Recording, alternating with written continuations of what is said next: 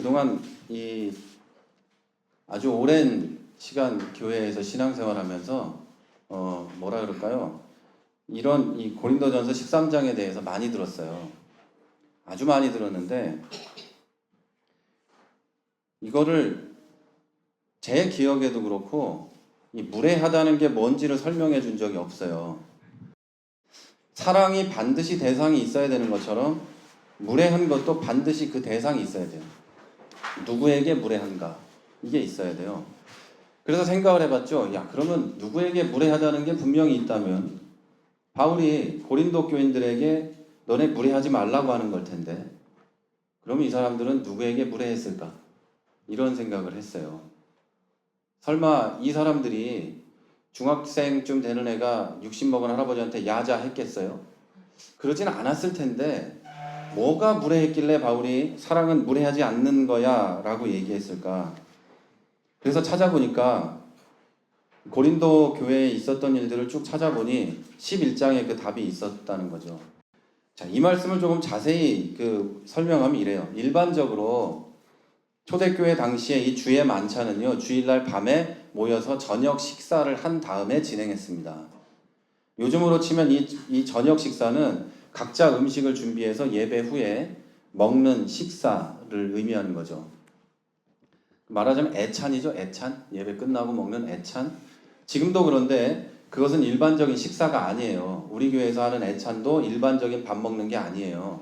음식 먹는 게 아니고 성도의 교제가 있고 예수 그리스도로 하나가 되는 그런 의미가 있는 거거든요. 그런데 그게 성만찬의 일부로 볼 수 있다는 거죠. 그런데 당시의 사람들도 역시 지금하고 마찬가지로 각자 이 자기 먹을 음식을 가져왔어요. 가져왔는데 여기서 어떤 문제가 벌어졌냐면 당연하게도 부자인 사람은 좀 더 많이 준비할 수 있었겠죠. 그런데 상대적으로 가난한 사람들은 또 상대적으로 덜 가져올 수밖에 없었을 거예요. 그리고 어떤 경우엔 못 가져왔겠죠. 그리고 심지어 노예들의 경우는 더 했겠죠. 이 교회 안에 노예가 있고 그 주인이 있었을 거란 말이에요. 그 교회 안에 노예들이 이 사람들 음식을 준비해서 보내고 얘들은 정리하고 왔단 말이에요. 준비하지도 못하고. 그리고 이 가난한 사람들은 일을 해야 됐기 때문에 식사 시간에 늦는 경우가 많았어요. 일도 많았고 노예들은 더 늦었을 거예요. 그런데 부유한 교인들이 그 가난한 사람들, 노예 교인들을 생각하지 않고 자기들끼리 먼저 모여서 자기들이 싸운 걸 먹고 마시고 심지어 술에 취해서 추태를 부리고 있었다. 이겁니다. 그러면서 이 11장 23절부터 이제 바울이 교회에서의 식사와 성만찬에 대해서 말하고 있는데 그러면서 33절과 34절에 이렇게 말해요. 먹으러 모일 때는 서로 기다려라. 만약에 누구든지 시장하거든 집에 가서 먹어라. 이렇게 얘기해요. 너희가 먹을 집이 없어서 교회에서 그러고 있냐? 이렇게 말하는 겁니다. 자, 이게 바로 오늘 본문의 5절이 말하는 무례히 행동하는 것의 배경입니다. 자, 다시 말해서 오늘 바울이 말하는 무례하다는 건 개인적으로 면박을 주거나 농담을 하거나 개인적으로 누군가에게 잘못 행동하는 것도 속하겠지만 고린도 교회에 보낸 편지에 쓰여 있는 내용이기 때문에 교회 안에서 사람을 가진 것에 비례해서 대접하는 거, 차별하는 거를 두고 말하는 겁니다. 이걸. 자, 사람이 가장 치사한 게 먹는 거 가지고 차별하는 거예요. 그죠?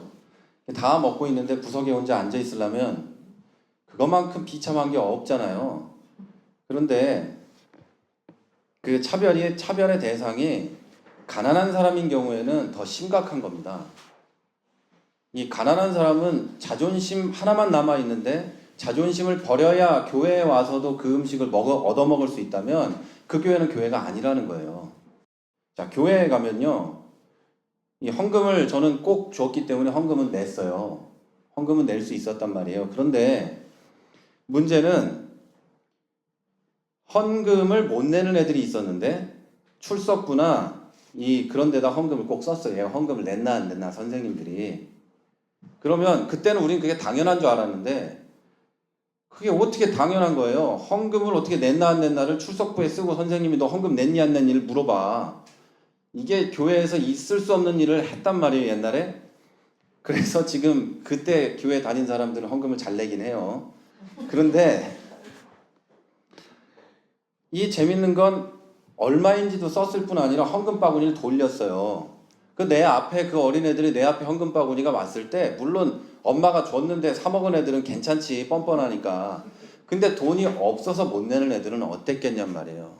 제 친구 중에 하나도 바구니가 앞에서 이렇게 멈추면 얼굴이 이렇게 빨개지는 애가 있었어요. 그런데 이게 어렸을 땐 그런 줄 알았는데 나이가 들고 신학교에 가고 교역자가 돼서 어른 예배를 드려보니까 이게 더 심각하더라는 거예요.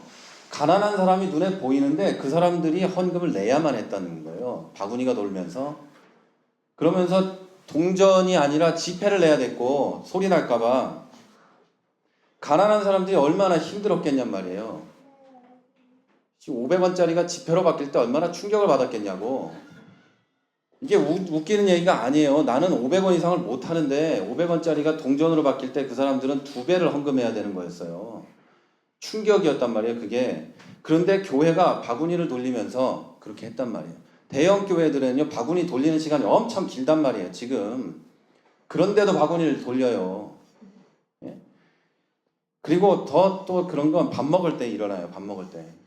밥 먹을 때 목사님하고 부자 성도들 주위에 먹을 게 넘치고요. 그리고 가난한 사람들은 저 멀리 목사 얼굴도 안 보이는 데 앉아서 먹고 집에 갔어야 됐어요. 거기에는 또 그 깍두기나 김치도 떨어져도 쳐다보지도 않았어요. 교회라는 곳이 그랬단 말이에요. 그래서 지금 한국 교회가 가진 심각한 문제가 지금 일어나고 있는 거예요. 그걸 경험한 사람들이 교회의 어른들이 돼서 사회가 그렇지 못하면 하나님의 사랑의 매개체가 돼야 되는 교회라도 가난한 사람들에 대한 차별이 없었어야 되는데 그렇게 하지 못한 거예요. 그러다 보니까 지금 한국 교회가 듣는 비난 가운데 가장 많이 듣는 게 뭐예요? 돈 밝히는 사람들, 돈만 아는 교회, 이런 얘기를 듣게 되는 거예요. 이렇게 생각을 해보니까 과거에 저 어렸을 때 30년 전에도 그랬다면, 그리고 2000년 전의 교회들도 그랬다면, 그리고 지금의 교회들도 그렇다면 교회가 가난한 사람을 부끄럽게 만드는 게 전통 아니에요? 그런데 더 심각한 건요, 교회가 가난한 사람을 부끄럽게 하는 것이 하나님의 교회를 업신여기는 것하고 똑같다고 성경이 얘기하는 거예요. 사실 이 당시 고린도 교회 당시의 가난한 성도들의 대부분이 노예였어요. 가진 게 아예 없는 사람들이었죠. 그러니까 이 노예의 주인들도 교회 안에 있었어요. 그리고 주인들이 아니라고 해도 신분상 노예보다 높은 사람들이었겠죠. 그리고 아무리 없어도 노예보다는 많았겠죠. 자, 그 사람들이 노예를 무시하고 자기들끼리 밥을 먹은 거예요. 그 장면을 여러분 한번 그려보세요. 어떤 장면이 나오나 한번 그려보세요. 저기서 배가 고파서 먹는 자기들을 부럽게 보고 있는데도 노예니까 무시하고 그냥 먹은 거예요. 노예니까. 지금 우리는 이걸 심각하게 생각하지만 그 사람들한테는 그게 아무것도 아니었어요. 원래 노예는 저러고 있는 거니까. 그렇잖아요. 원래 쟤들은 저런 거니까. 그 사람들은요, 집에서도 그 노예들을 그렇게 대했고요. 사회에서도 노예들을 그렇게 대했어요. 노예들은 당시에 그런 대접을 받아 마땅했어요. 그 당시에는 원래. 그래서 그들은 자기들의 행동이 문제가 된다는 생각 자체, 인식 자체를 못했어요. 그 사람들이 나빠서 못돼서 그런 짓을 한 게 아니고 이게 문제가 된다는 생각 자체를 못한 거예요. 자, 이걸 지금 우리들의 교회에 적용하면 어떨까요? 어떤 예가 나오나 제가 한번 생각을 해봤어요. 교회에 와서도 세상에서 하던 행동을 그대로 하는 사람들이 있어요. 어떤 행동이냐면 내가 세상에서 이렇게 해왔고 교회에서 이 사람들을 세상에서 이 사람들을 이렇게 대해왔어요. 그러니까 교회 가서 그 사람들을 그렇게 대하는 게 나한테 문제가 있다는 인식을 못하는 거예요.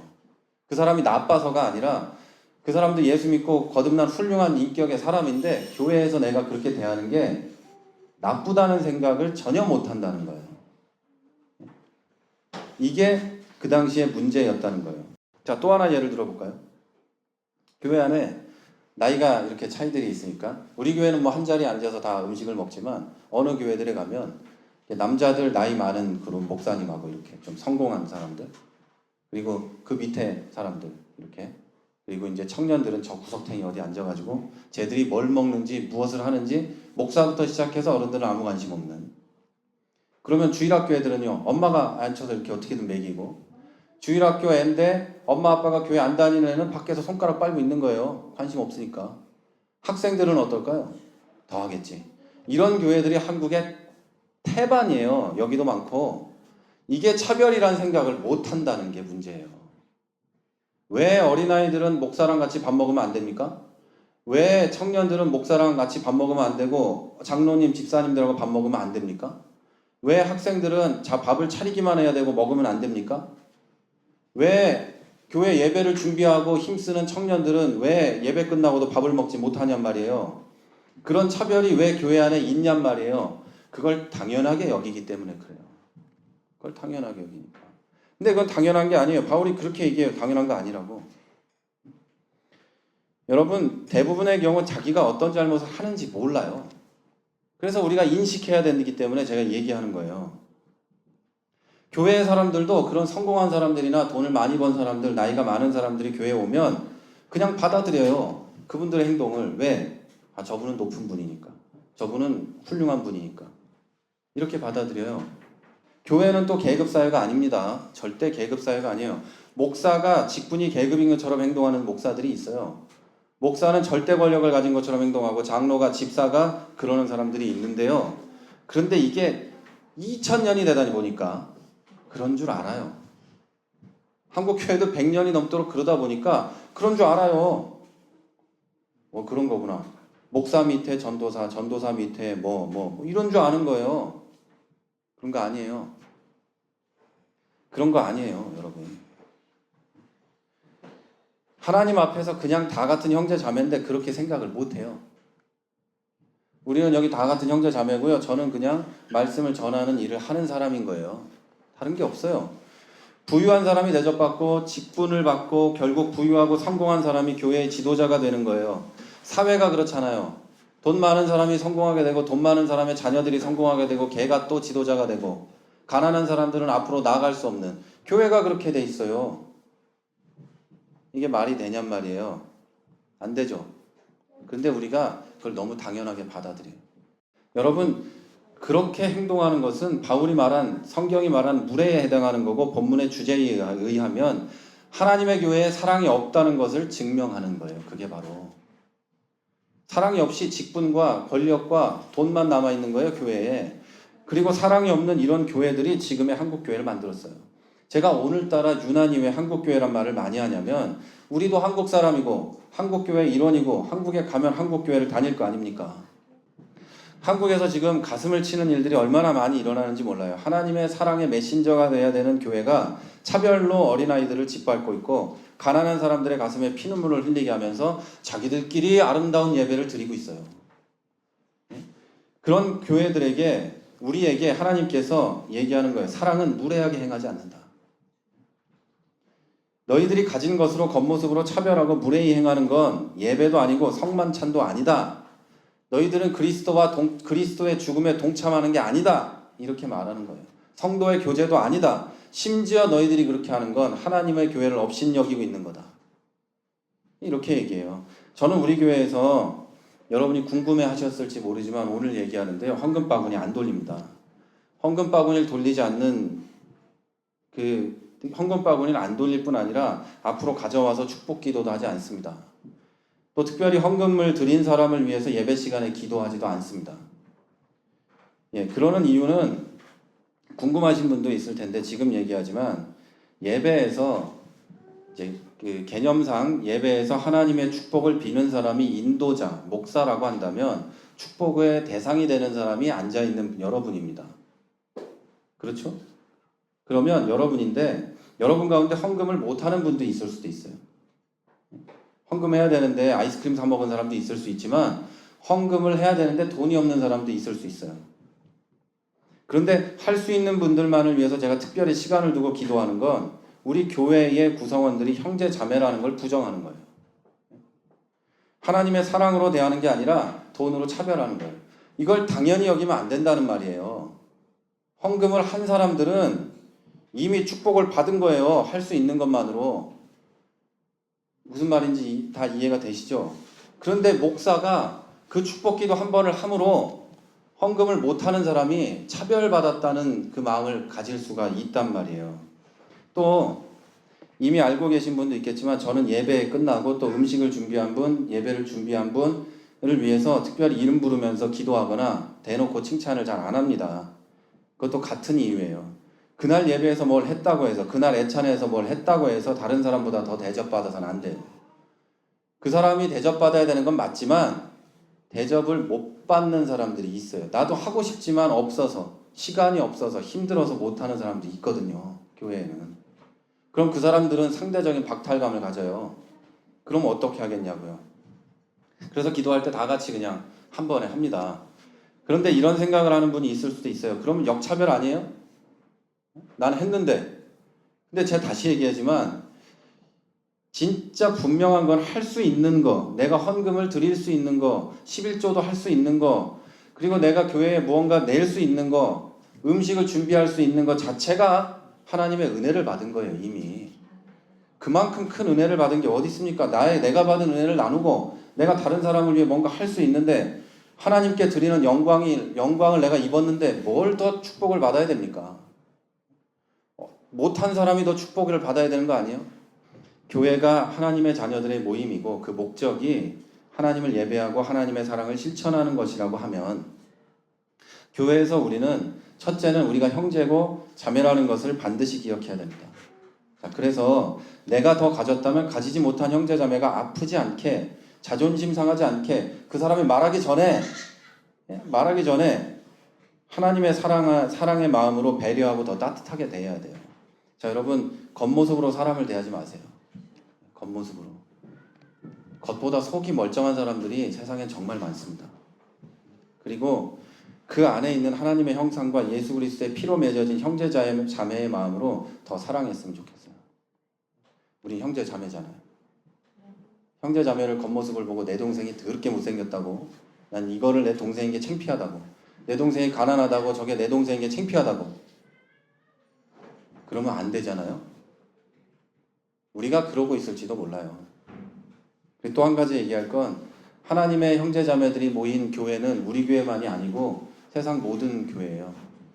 다른 교회를 바라보면서 저것들은 우리랑 형제 자매가 아니야. 저것들은 저렇게 하는 건 교회도 아니야. 이러지 말라고요. 이러면 안 돼요. 한국의 대형 교회들이 욕을 먹고 있지만 욕도 우리가 잠깐 하고 기도해야 돼요. 어제 설교 시간에 얘기했는데 욕이 나오는 건 할 수 없잖아요. 나오면 툭 튀어나왔을 때 그건 하고 잠깐 하고 그 다음부터 기도해야 돼요. 우리 형제자매들끼리도 그러잖아요. 집에서 형이나 누나나 뭐 오빠나 언니가 뭐 동생이 기분 나쁘면 하고 나서 기도해야죠. 그게 잘 되도록. 그게 우리가 해야 될 일이에요. 교회 안에서도 화가 나면 속으로 욕 한번 하고 기도하고 형제자매니까 그렇게 해야 된다는 거예요. 사람들이 이 교회 밖에 있는 영혼들을 위해서 또 우리 기도해야 돼요. 한때는 저도 교회 밖에 나갔다는 건 문제가 있다 생각했지만 가만히 돌아보니까 그 사람들이 연약하고 넘어진 이유가 많이 있을 거라는 거예요. 자, 교회로 돌아올 수 있도록 우리가 더 사랑해야 돼요. 교회로 돌아올 수 있도록 교회 안에 있는 우리가 더 사랑을 해야 돼요. 교회 밖에 있다고 차별하지 마세요. 그리고 얼마나 아프면 교회를 떠났겠습니까?